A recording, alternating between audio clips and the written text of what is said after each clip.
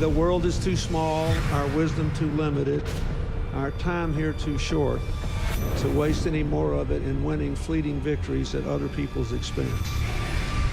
The Clinton Global Initiative, which brings philanthropists and CEOs together with nonprofits to make concrete commitments aimed at some of the world's toughest problems. Almost 10 years in, they have leveraged billions of dollars in assistance in more than 180 countries. CGI was designed to tackle big global challenges in bite-sized pieces, with the conviction that regardless of size or scope, our problems will yield to concerted action and innovative partnerships of individuals, NGOs, businesses, and governments. We have to now find a way to triumph together. All the problems that we face, from climate change to financial contagion to nuclear proliferation, are too complex and cross-cutting for any one government, or indeed for governments, to solve alone. Because we believe that ending hunger is not only possible, but it is both a moral and strategic imperative. Hillary Clinton is trying to shift the spotlight to global warming, the presidential contender unveiling her plans to combat climate change. Together with innovative partners from the public and private sectors, we're working to make homes, universities, and cities more energy efficient. We share a common future, and we are here to find common ground. Women must be empowered. It's classic Bill Clinton, by using his birthday to help the causes he champions, from combating climate change to obesity and even HIV/AIDS. Help bring new dignity and respect to women and girls all over the world. And in so doing, bring new strength and stability to families as well. We are trying to do something no one has ever done before. A new report today claims that the Clinton Foundation gives about 10% of its money that it raises to actual charities and the services that they offer. It has been reported you've made $5 million making speeches. The president's made more than $100 million.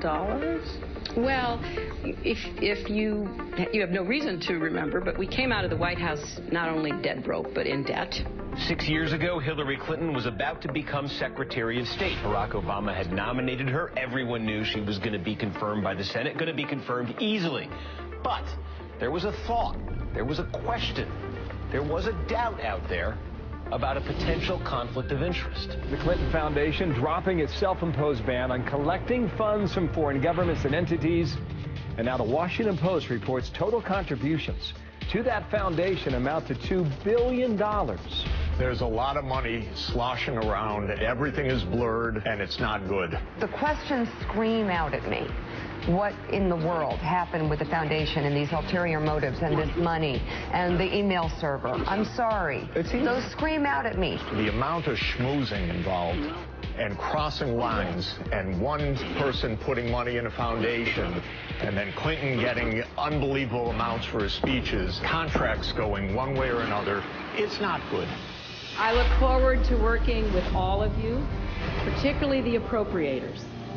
We have a lot of work to do, and it is such important work that lies ahead.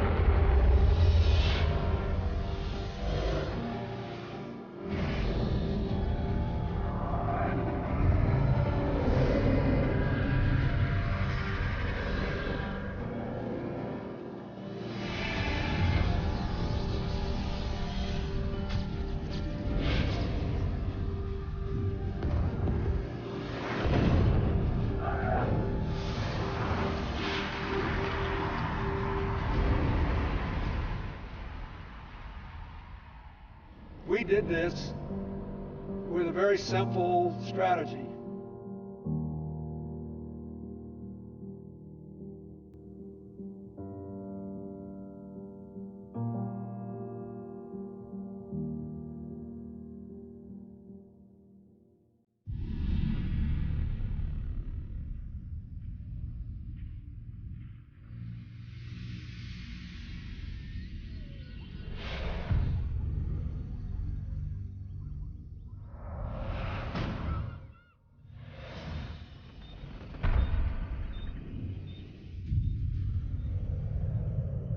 Africa is a continent that has been a chamber of horrors for decades.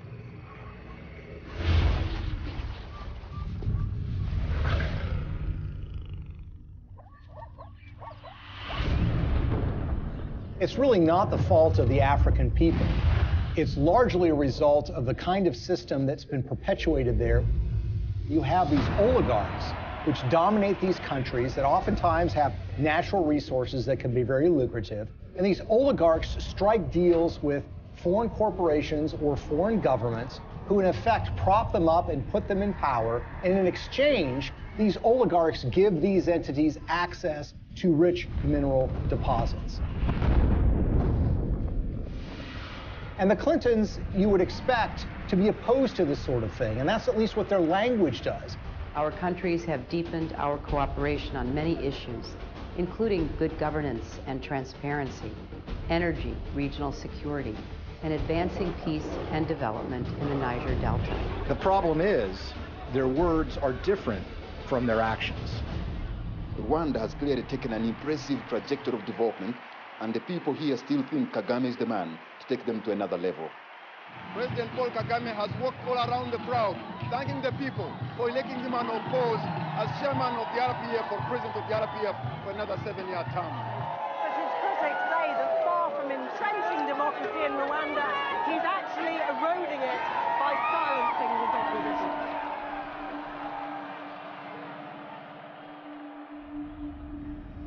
Paul Kagame has been praised by Bill Clinton and the Clinton Foundation. But the fact of the matter is Paul Kagame has a terrible human rights record. He's accused of aiding military operations in the neighboring Democratic Republic of Congo, and that actually forced the recruitment of child soldiers. The UN has identified him as being involved in activities that entailed massive human rights violations. The newer opposition parties that have been formed in the last year or two have one by one been silenced or otherwise excluded from the race. And individuals, and not only politicians, but even journalists, for example, and other Rwandans who may have views different from those of the government, have found themselves at the receiving end of what has become quite a violent campaign of intimidation. Well, Paul Kagame is a friend of Bill Clinton's. I want to say a special word of appreciation for the leadership of President Kagame. I'm greatly humbled to receive this Clinton Global Citizen Award. He's actually given awards by Bill Clinton for his conduct as the leader of that country, and they regale him as a great military leader. This is the sort of legitimization that we don't want of these kinds of dictators and leaders. That's the kind of legitimization that the Clintons have engaged in.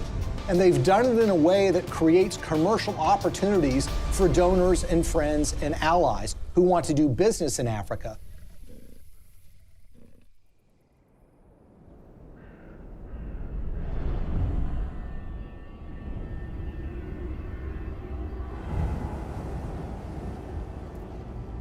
Business in Africa means you're dealing with dictators who are going to give you access to, say, mineral rights or oil drilling rights, but you're going to have to pay them off. The Clintons partner with foreign entities who want access to Africa, and specifically mining companies or energy companies who need to get concessions for access to oil or natural gas or the rights to mine for gold.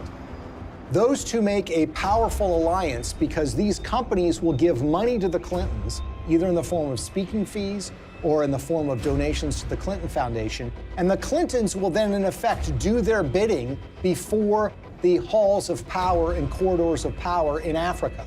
And they will go to foreign governments and encourage them to do business with individuals who are putting money in their pocket.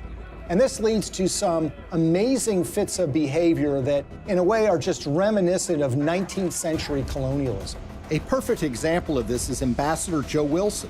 Joe Wilson is a longtime friend of the Clintons. In fact, he endorsed Hillary Clinton in the 2008 presidential election.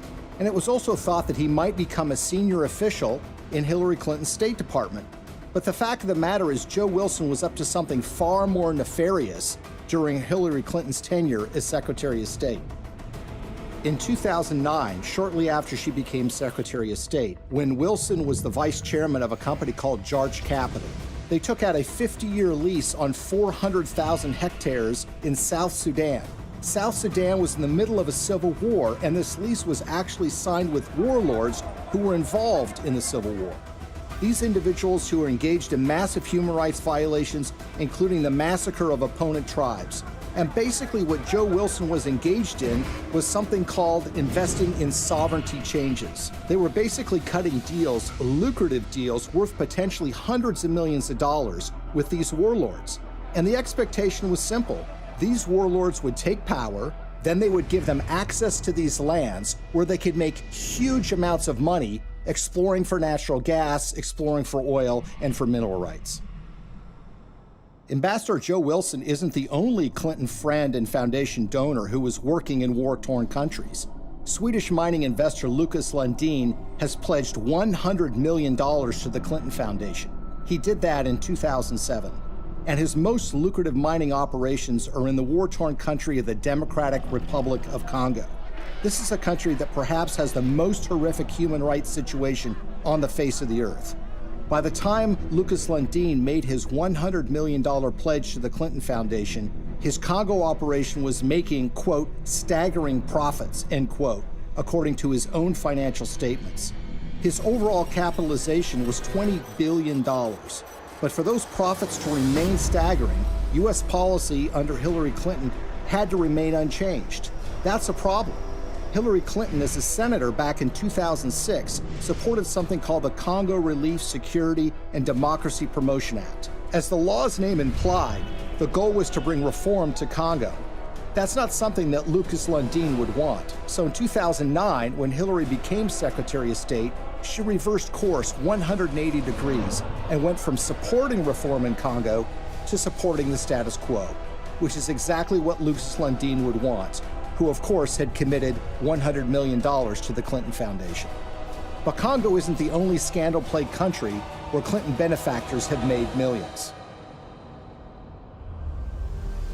Africa's most populous nation, Nigeria, is full of promise, but fulfilling that promise is sometimes a struggle. Plagued by corruption and mismanagement, the resource-rich country has a poverty rate of over 50%. Look at a country like Nigeria, which is really a cesspool of corruption. In fact, people will say it is perhaps the most corrupt country in the world.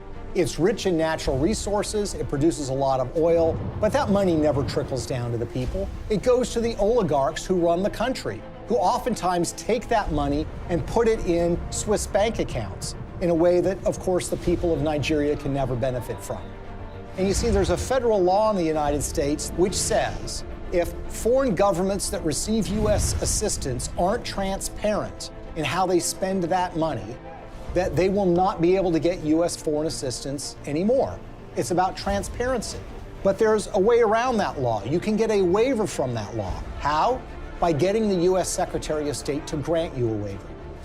We intend to remain very supportive on your reform efforts. Thank you for mentioning the work we did together on the elections. We're also very supportive of the anti-corruption reform efforts, more transparency, and the work that you and your team is also championing, because we really believe that the future for Nigeria is limitless. So in the case of Nigeria, they receive hundreds of millions of dollars in U.S. foreign assistance. They've not made progress in being more transparent, and of course, they've gotten exemptions from Hillary Clinton while she was Secretary of State. What's so curious about this is what was happening commercially to the Clintons while this was going on.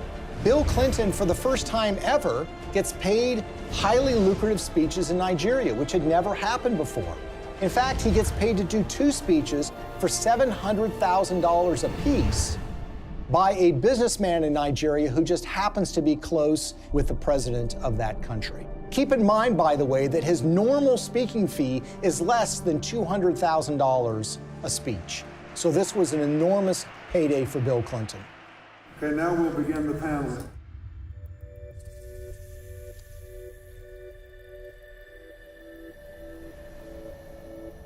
One of the pinnacles of power in that country is a gentleman named Gilbert Chagoury. Gilbert Chagoury, who has committed $1 billion to the Clinton Global Initiative, is connected to another individual in the Clinton orbit. That would be Marc Rich, the billionaire who was on the FBI's 10 most wanted list that was suddenly and surprisingly pardoned by Bill Clinton in 2001. Marc Rich, you might recall, is somebody who was trading oil with the Ayatollah Khomeini of Iran at the same time that the Ayatollah was holding 50 Americans hostage.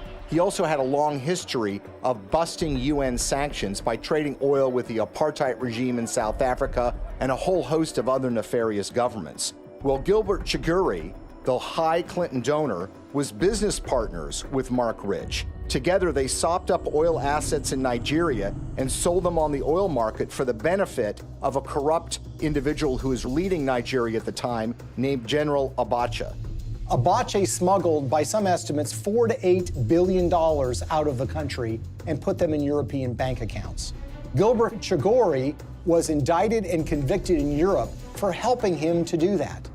He was charged for aiding and abetting a criminal enterprise and on money laundering charges. And the suffering that ends up being done here is by the people of Nigeria, who see their leadership getting a pass from the United States.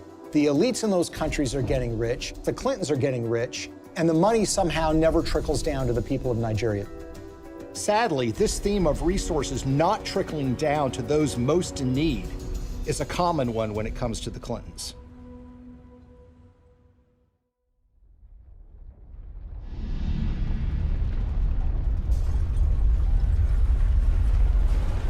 As we told you at the start of tonight's program, a major magnitude earthquake has hit the island of Haiti in the Caribbean. The quake measured around 7 points on the Richter scale, and its epicenter fell just 10 miles from the capital, Port-au-Prince. Haiti's ambassador to the U.S. has described the event as a catastrophe of major proportions. So far, we have no information regarding the casualties. The war is coming to an end! It was a big earthquake. It lasted like 15 seconds, I think. Probably the most devastating humanitarian crisis that Hillary Clinton faced during her tenure at the State Department was the tragic earthquake in Haiti. It happened in January of 2010, and literally in a matter of seconds, 250,000 people were estimated to have died, and a large portion of the Haitian infrastructure and economy was just decimated. It was a crisis on a massive scale. The United States is offering our full assistance to Haiti and to others in the region. We will be providing both civilian and military disaster relief and humanitarian assistance, and our prayers are with the people who have suffered, their families, and their loved ones. In the days and weeks that followed the earthquake in January of 2010, Hillary Clinton made visits to Haiti. And here's the latest on Haiti. U.S. Secretary of State Hillary Clinton arrived in Port-au-Prince just about an hour ago. She is the highest-ranking U.S. official in Haiti right now since Tuesday's earthquake. She's meeting with Haitian leaders and international officials to discuss the rescue and relief efforts. In fact, on her first visit, which occurred days after the earthquake, they literally had to stop traffic going in to the airport at Port-au-Prince. There, of course, were relief supplies that were being flown in, but that traffic was stopped so the Secretary of State could come and assess the damage. There is a perception, and there have been complaints or reports of bottlenecks, that there's a lot of aid coming in, but it's very hard to get it out to the people who need it. That's just not true. The aid is coming in, we're getting it out, there's just not enough of it yet. She flew in with her political aides on a large federal airplane. She landed at the airport. She made a large press conference, made statements about her commitment to rebuilding this country, and then she was soon whisked away, headed back to Washington, D.C.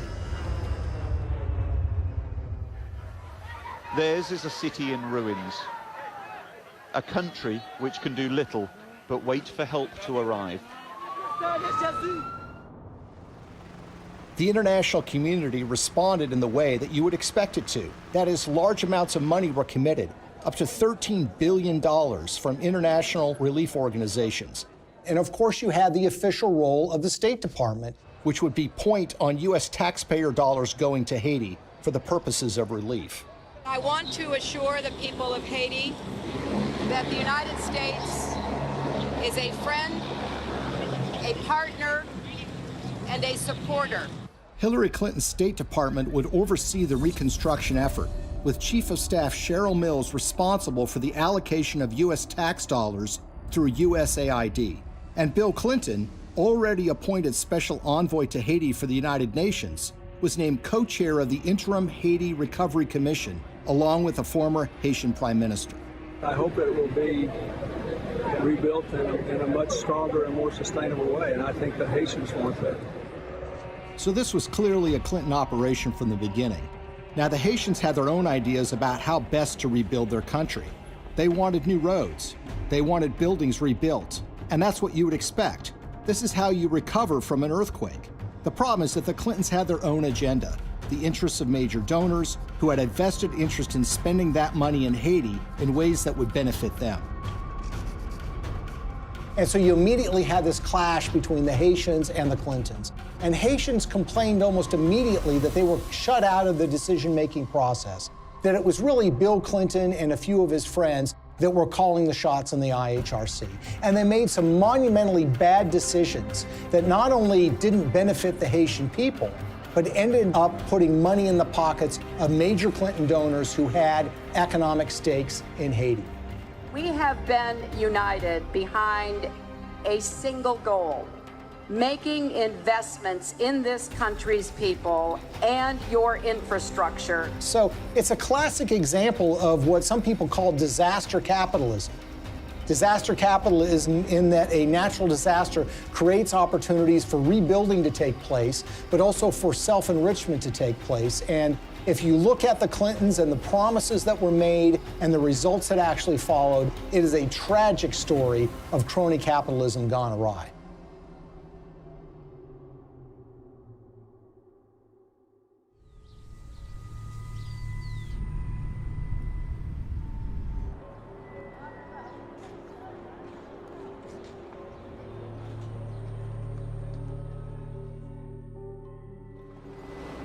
The single largest relief project that the United States committed taxpayer dollars to, $124 million to be exact, was a project called Caracol, a textile factory that was built in the northern part of the country that was supposed to create some 60,000 jobs and was supposed to create tremendous economic growth. There's a problem here already. You see, the earthquake affected the southern part of Haiti. The northern part of the country was entirely unaffected. But who were the beneficiaries of this? Companies like Gap, Target, and Walmart, to name a few. The Caracol factory was built, but it didn't create 60,000 jobs. It created barely 5,000 jobs. But the major American companies who got textiles tariff-free, made at low wages, benefited enormously. And the end effect on the Haitians was very, very minimal.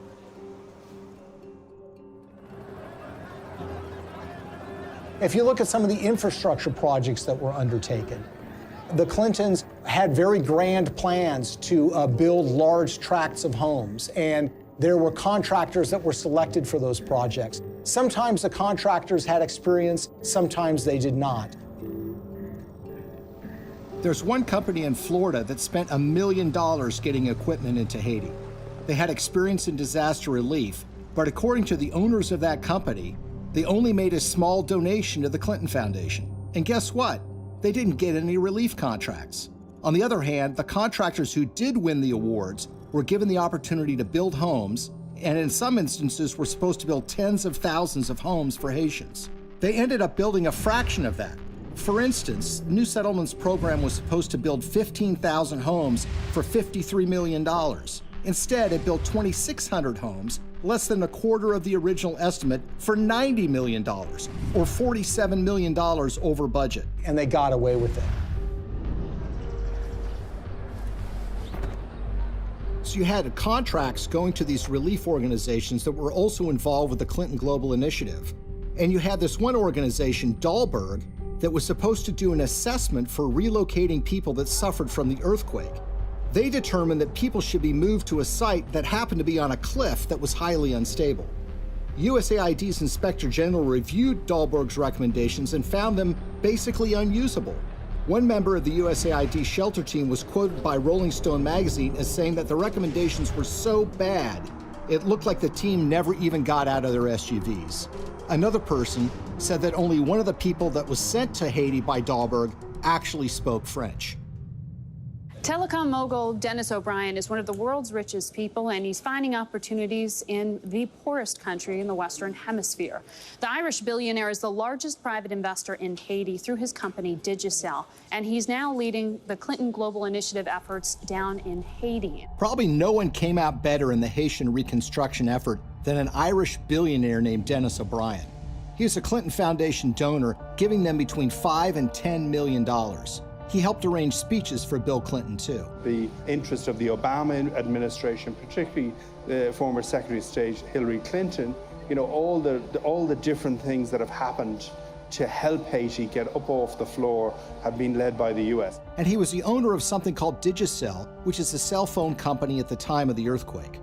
As part of that relief effort, the State Department run by Hillary Clinton wanted to fund a mobile money transfer service that would allow Haitian citizens to transfer and receive money on their phones. Well, Digicel applied to be the recipient of that grant money. 4 weeks after their application, Digicel actually sponsored a speech for Bill Clinton in Jamaica, and they paid him $225,000.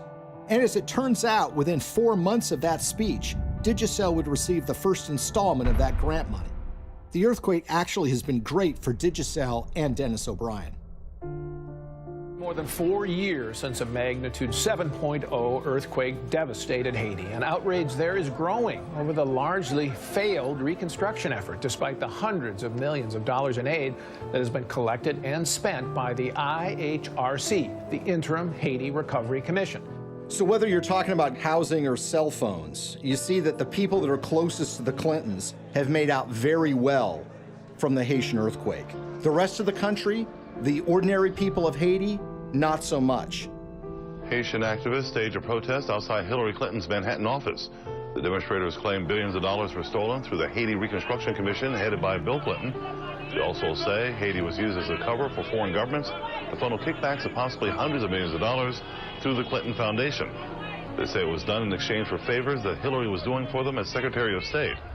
The tragedy is we had an opportunity to rebuild in a way that would give the people of that country hope.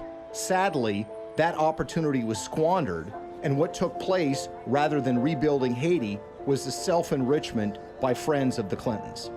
For all of Bill Clinton's talk about building Haiti back better, the fact remains that the most visible evidence of Clinton's role in the recovery isn't the improvement of daily life for everyday Haitians, but the construction of new luxury hotels just miles from the folks who have been living in tarps USAID handed out immediately after the earthquake. We are telling the world of the crimes that Bill and Hillary Clinton are responsible for in Haiti. But while the world eventually lost interest in Haiti's recovery, the influence and connections afforded to donors from the Clinton Foundation appear to have been lessons learned by others. So how much do connections to the Clintons matter when you're talking about Haiti? Consider the case of gold mining. The government of Haiti had not granted a gold mining concession in 50 years. They decided to do so during the reconstruction of their country, which was being overseen by Bill and Hillary Clinton. What company did they select to get this gold mining permit? A company called VCS Mining. VCS Mining had very little experience in gold mining, but what did they have? They had connections. Shortly after they got that concession, someone joined their board of directors. It just happened to be Tony Rodham, brother of Hillary Rodham Clinton. It was a true disaster that followed the earthquake, which was the natural disaster. This was the man-made Clinton-caused disaster in relief that led to the wasting of enormous sums of money, the enrichment of elites that were friends with the Clintons, and the Haitians were left in a situation where their life was really not much better than it was the day after the earthquake happened.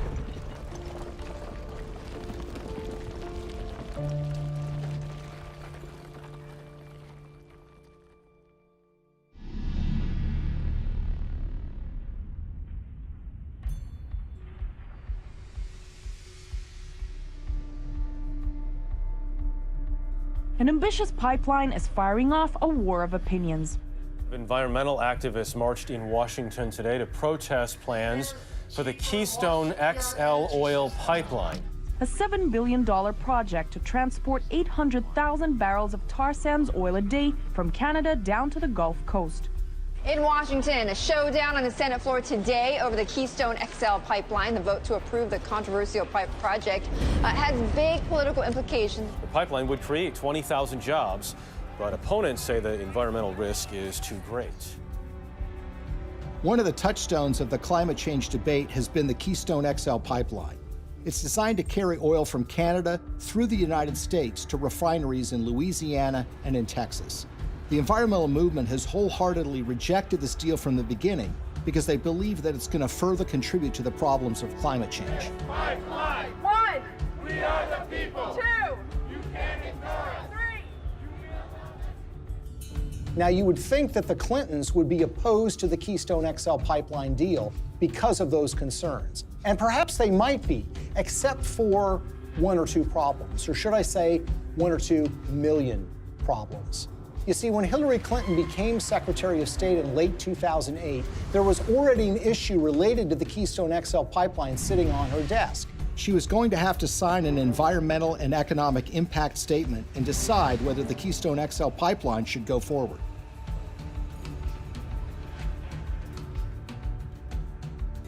At that precise time, Bill Clinton gets a lucrative offer of nearly $2 million to give 10 speeches in Canada for the first time ever from a company called TD Bank Investment Group. He gave the last speech in May of 2011.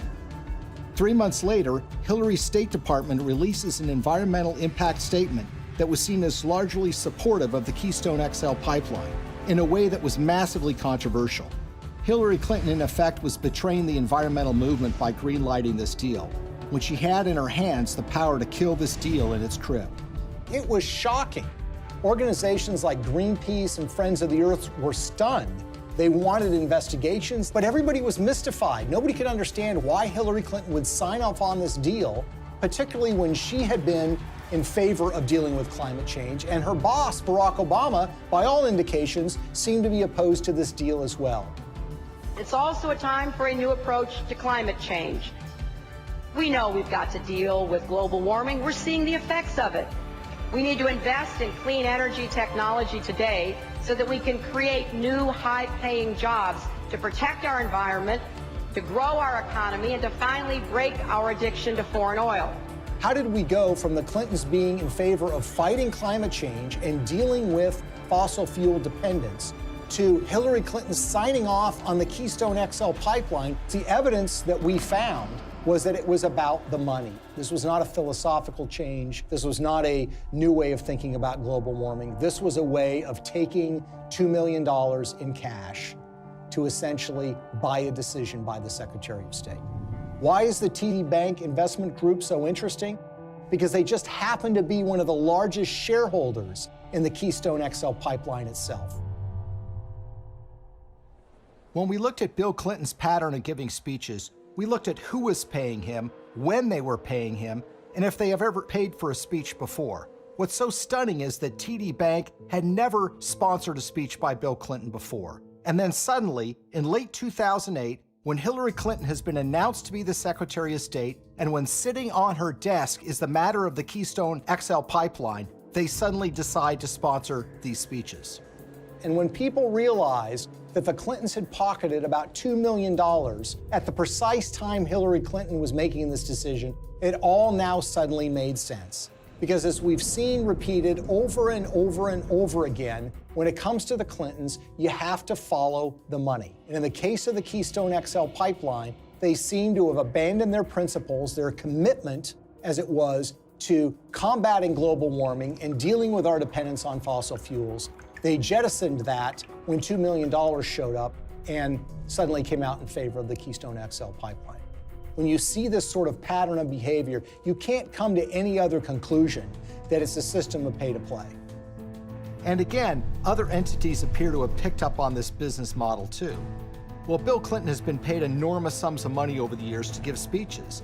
On average, he gets a little less than $200,000 per speech. But something happened in late 2008. his speaking fees skyrocketed after he'd been out of office for years. The reason was his wife had become Secretary of State. In fact, 11 of the 13 speeches for which Bill Clinton has been paid $500,000 or more occurred precisely when Hillary was the most powerful diplomat in the world.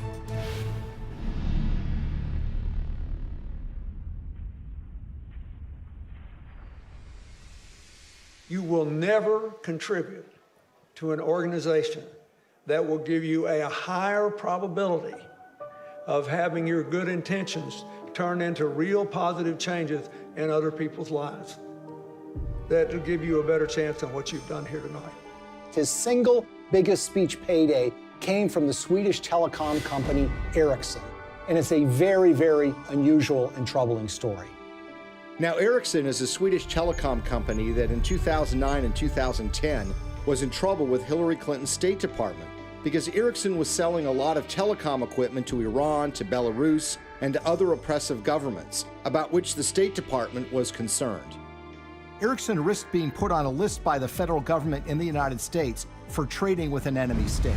There was actually an effort being put forward in Washington to broaden Iranian sanctions to include the very technologies that Ericsson was selling to the Iranian government. So it's against this background that Ericsson decided now might be a good time to hire Bill Clinton to give a speech. They had never paid for a speech by him before, and they decided to go in big, $750,000 for a single speech. 7 days after he gave that speech, Hillary's State Department came out with a statement which said, "We are not going to broaden sanctions on Iran to include technologies like telecom. We're going to rely and expect companies like Ericsson to police themselves." It was a massive win for Ericsson. Ericsson was able to avoid having to deal with a regulatory battle in Washington, giving up contracts that were highly lucrative in these countries, and being put on a list that would create an enormous diplomatic problem for them, all because essentially they paid Bill Clinton to give a speech for $750,000. Will you continue to give speeches? Oh, yeah. I got to pay our bills.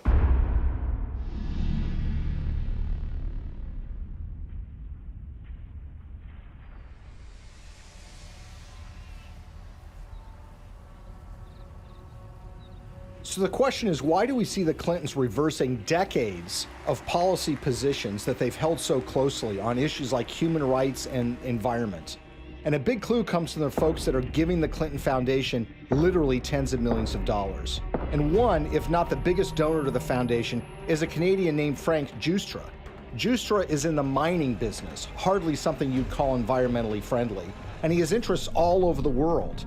And he used his relationship with the Clintons to benefit those interests, regardless of the environmental concerns. A great example of this is what happened in Colombia.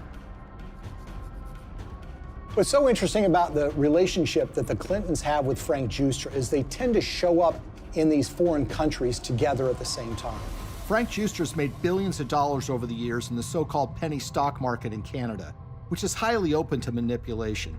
He's been very successful in this area. Now, the Vancouver Stock Exchange is not like the New York Stock Exchange in the United States. This is a stock market or an exchange that is dominated by penny stocks, made up of a lot of natural resources stocks. It's sort of the wild, wild west of investing. It's called Dodge City sometimes. And the reason is because there's a lot of speculators, there's a lot of misinformation that's put around, and there are a lot of mining companies that don't really have any assets, but will proclaim to have gotten the rights to some lucrative gold mine, let's say, and then they send that news out to the public in the hope that it will lead to a flood of people buying the penny stock so the shareholders can sell their assets.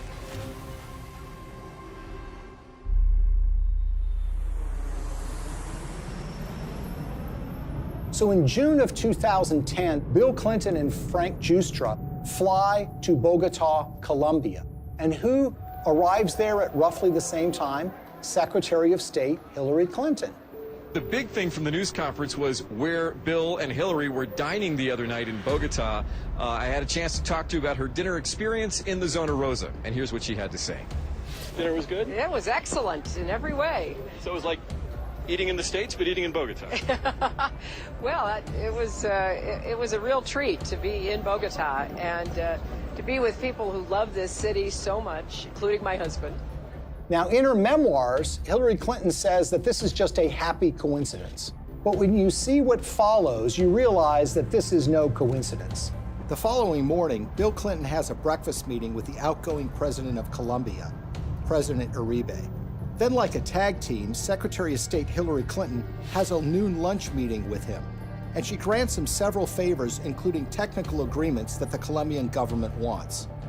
In the days that follow, something dramatic happens. Frank Giustra has 3 companies that get major concessions from the Colombian government: Pacific Rubiales, Petroamerica, and Prima Colombia Properties. One of those, Prima Colombia Properties, gets a concession to cut timber in a rainforest in Colombia along the Pacific coast. And that timber is not intended to export to the United States, but is intended for export to China. There's an outrage and upset environmentalists who realize what's going on, and eventually that permit is yanked by a future president of Colombia, but not before Frank Giustra's company is able to profit from cutting down these rainforests, which again is a behavior that runs so contrary to what the Clintons profess to be in favor of. We all know that in order to build low-carbon economies of the future, we need sustainable forests.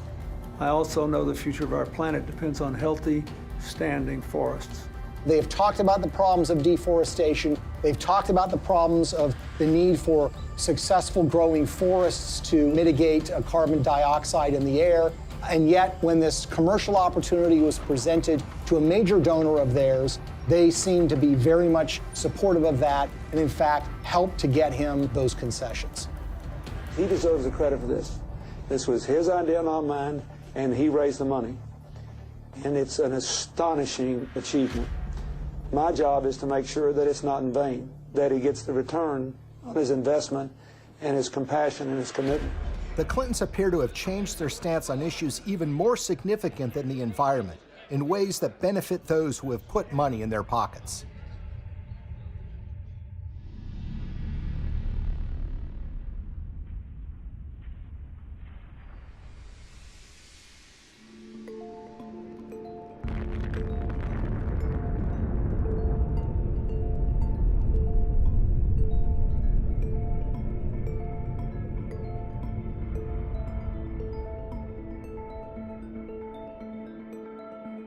I represent a president and a country committed to a vision of a world without nuclear weapons and to taking the concrete steps necessary that will help us get there.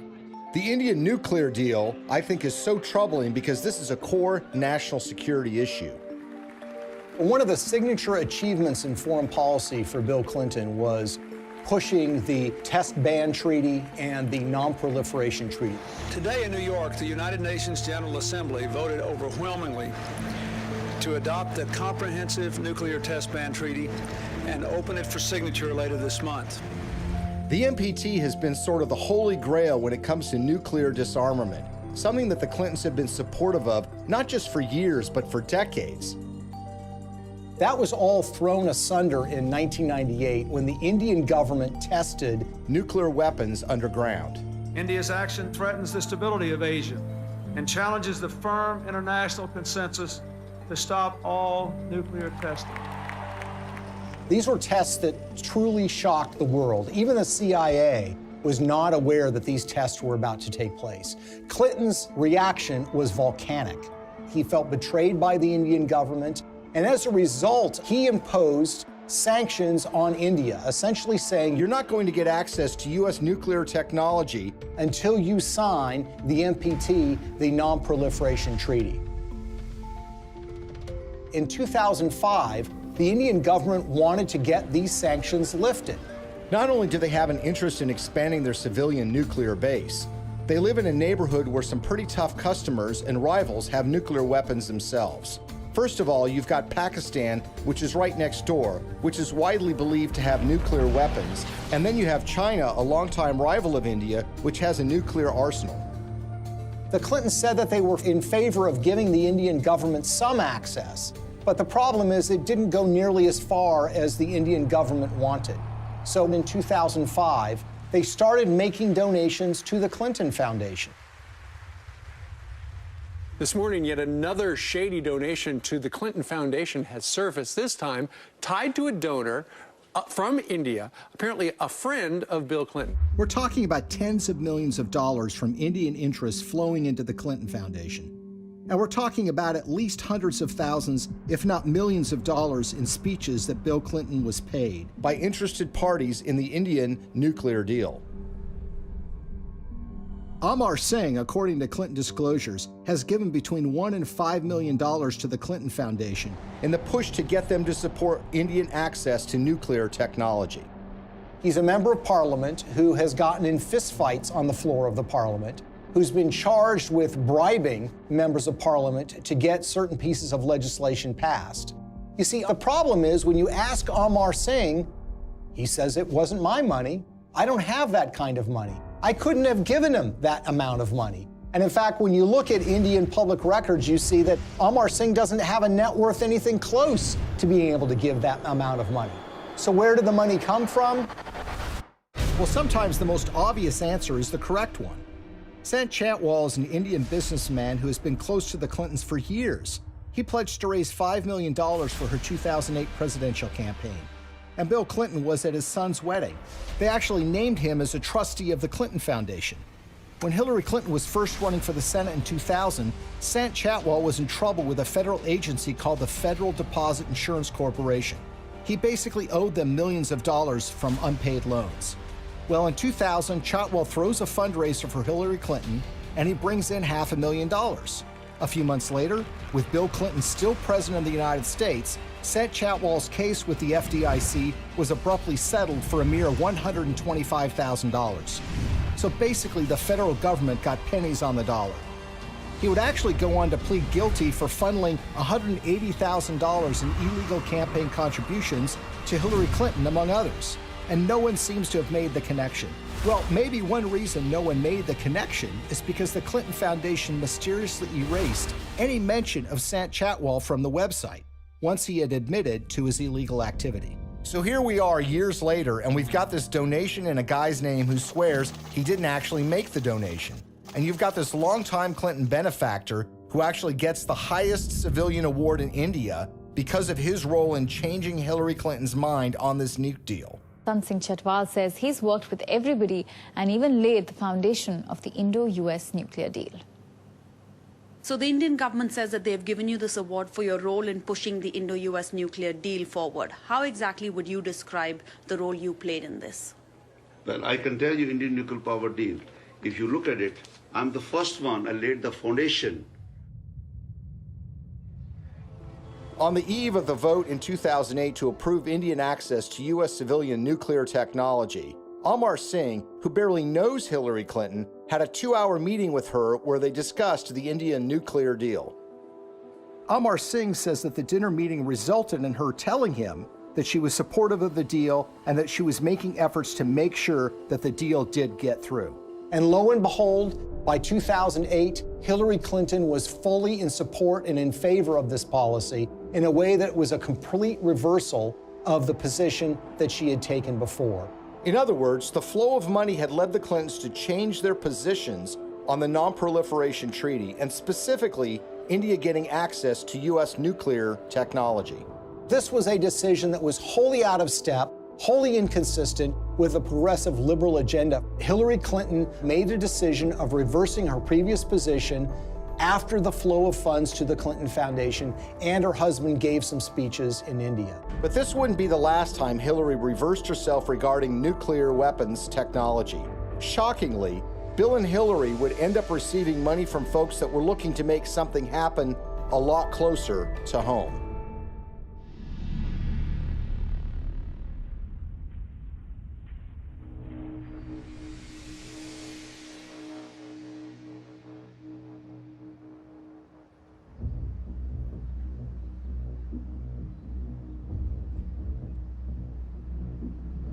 I think the Russian uranium story is perhaps the most shocking and most blatant example of how the Clintons operate.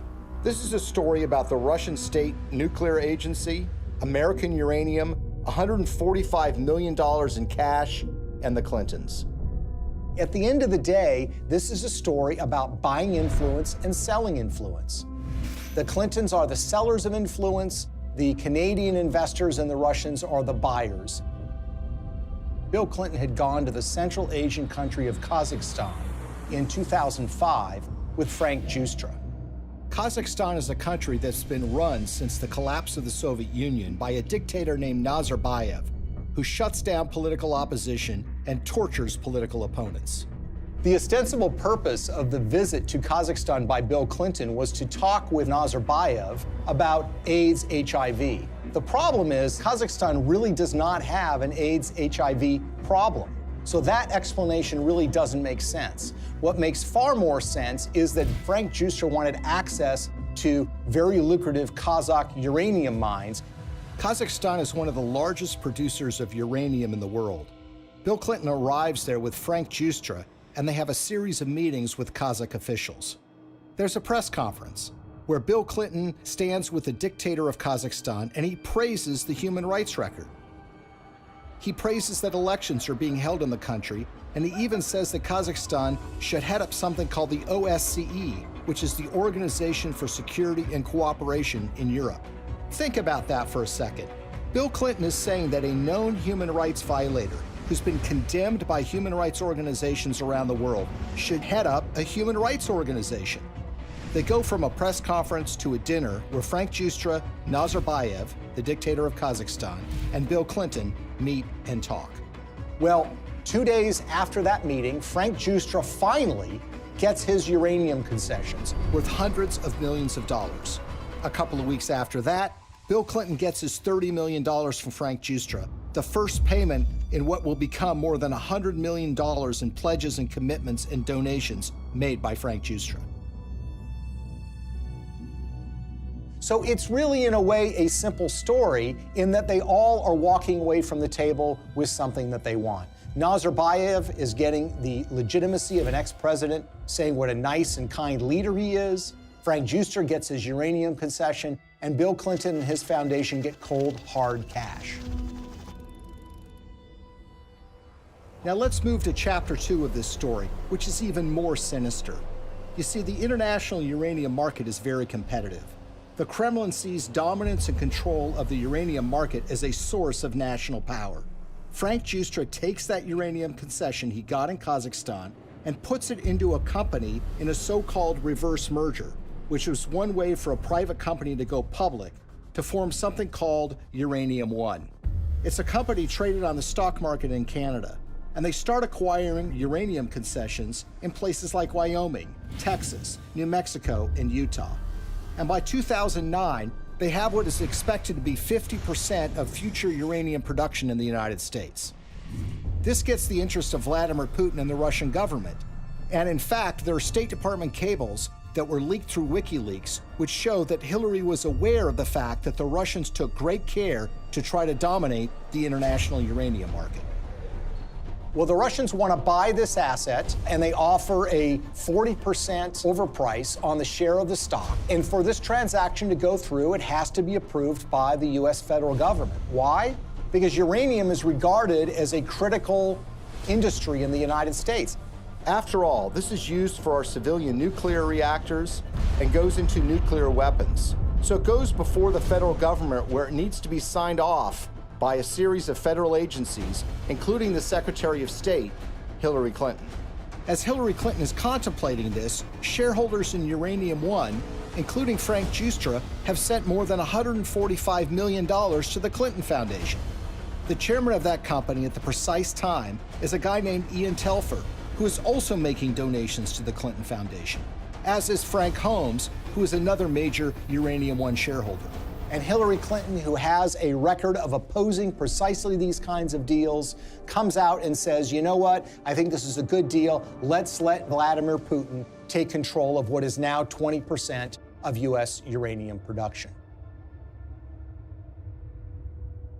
Bill Clinton and Hillary Clinton are the only figures in American politics who are willing to do this deal and who could actually pull it off. because they had a reputation that runs so contrary to what they're doing. I mean, this is what the Clinton Foundation does, right? This is what they talk about politically, their support for human rights, their concerns about proliferation, their concerns about issues related to Russian aggression. There's no doubt that when Putin came back in and said he was going to be president, that did change the relationship. We have to stand up to his bullying. And what's so interesting when you consider this uranium deal are the actions of a small Canadian investment firm called Salida Capital. Salida Capital, in 2010, as this deal was going down, committed to give millions of dollars to the Clinton Foundation, and they also sponsored a speech by Bill Clinton in Canada. Salida Capital is also the name of a wholly owned subsidiary of Rosatom. Who is Rosatom?